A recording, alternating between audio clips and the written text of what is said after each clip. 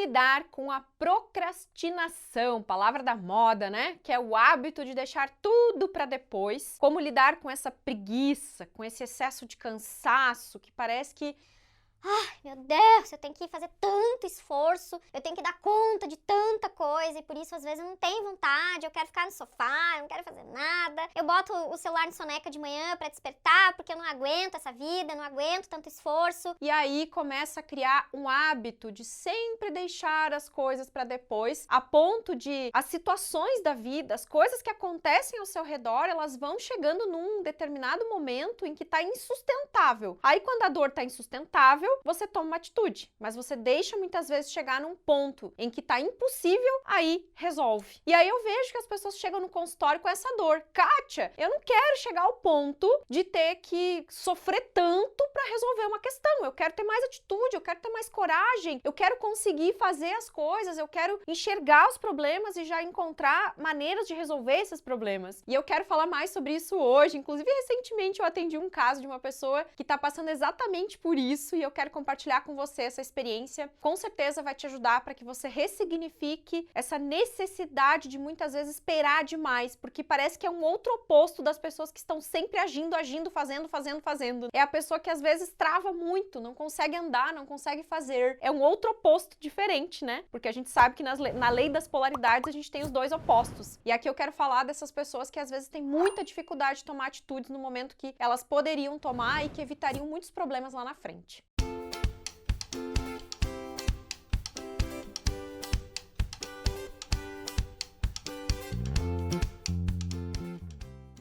Coisa de procrastinar, de ter preguiça, é uma coisa bem sorrateira, né? Ela começa devagarinho. Então começa com, o despertador no soneca todo dia, então eu deixo lá tocar umas 3, 4 vezes, eu espero um pouco para levantar. E aí o hábito já é de botar tipo uns 30 minutos antes, para daí ficar 30 minutos despertando para ter a coragem de levantar. Só que isso é uma ilusão, é uma armadilha, porque nesse tempo que despertou e fica despertando, você não dorme, você não produz, você não levanta, você não faz nada e você já acorda com essa sensação de culpa. Meu Deus, fiquei na cama mais do que devia. O soneca despertou, ficou tocando, eu não levantei. E aí você já começa um dia com essa sensação que parece que você tá devendo. Olha só. E aí você já começa a ter alguns hábitos durante o dia de deixar as coisas sempre pra depois. Parece que é uma coisinha simples o soneca, 10 minutos, 10 minutos, 10 minutos, mas não é, gente. É sorrateiro mesmo. Parece que é simples. E aí comece a observar quais são as outras coisas, se você se identifica com isso, né? Que você faz que estão te levando sempre pra deixar.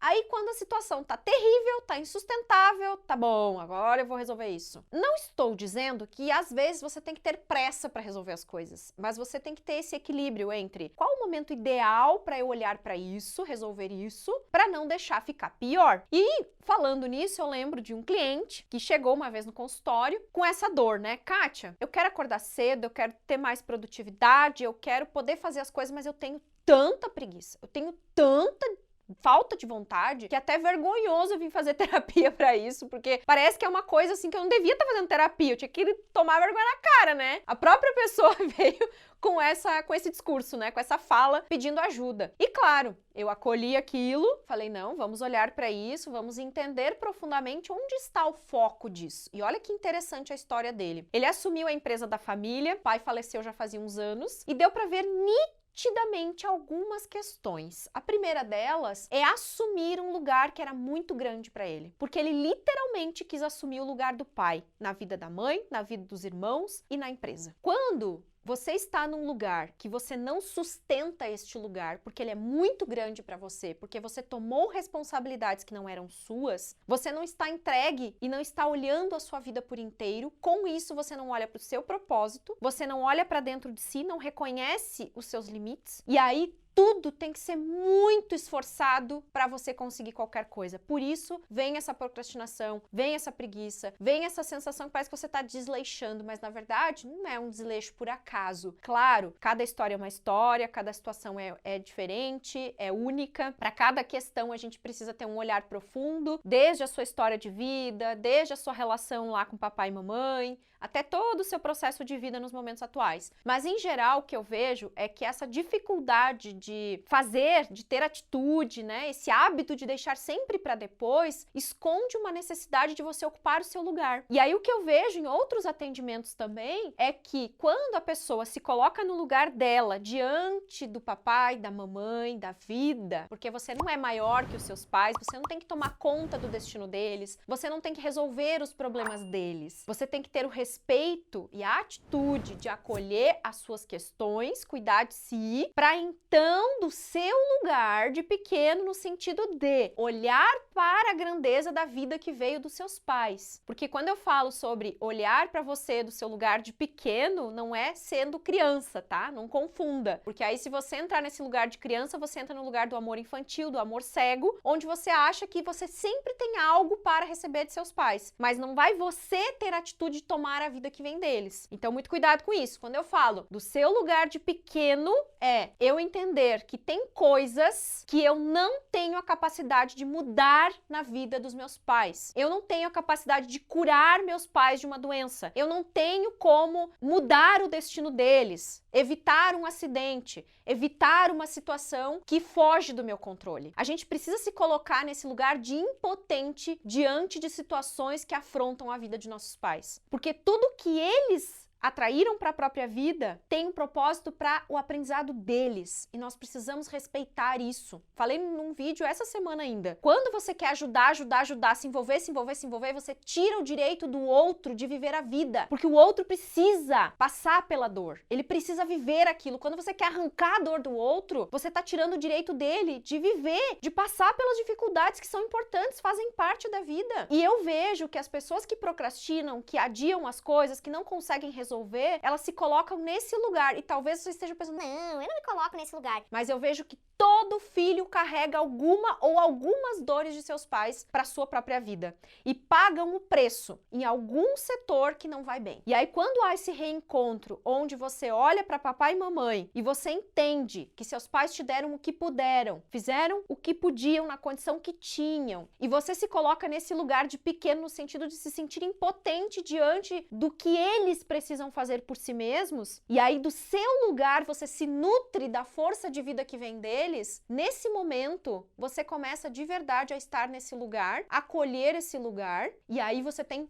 até mesmo força para auxiliar os seus pais no que for preciso. Com esta minha fala, eu não estou dizendo que você vai deixar seus pais se virarem a vida toda e até mesmo na velhice. Não, porque todo filho vai precisar auxiliar seus pais quando envelhecerem. Eles vão precisar de nós. O que não pode acontecer é tratar os pais como crianças porque estão doentes ou porque estão velhos. Seus pais continuam sendo seus pais. Respeite o lugar deles. E eu vejo hoje, nossa, como eu vejo filhos que já têm lá seus 50, 60 anos cuidando dos pais com 80 e tratando os pais como crianças, como filhos. Se você fizer isso, você está rompendo com uma lei universal, que é a lei da hierarquia, a lei da ordem. Quem veio antes sempre é maior. Seus pais não precisam de você para terem a vida. A vida que eles têm veio dos seus avós. Então se coloque no seu lugar. E se você precisa ter esse olhar para compreender melhor qual é esse lugar que você está ocupando, se você está se identificando com isso, deixa eu te dizer que a gente lançou recentemente a plataforma Conectados. E a primeira aula que tem na plataforma fala justamente desse resgate, desse olhar para nossa origem de forma bem profunda. Tem exercícios, tem meditação, tem um olhar sistêmico, tem um movimento sistêmico que você vai fazer comigo lá, onde você pode fazer esse mergulho interno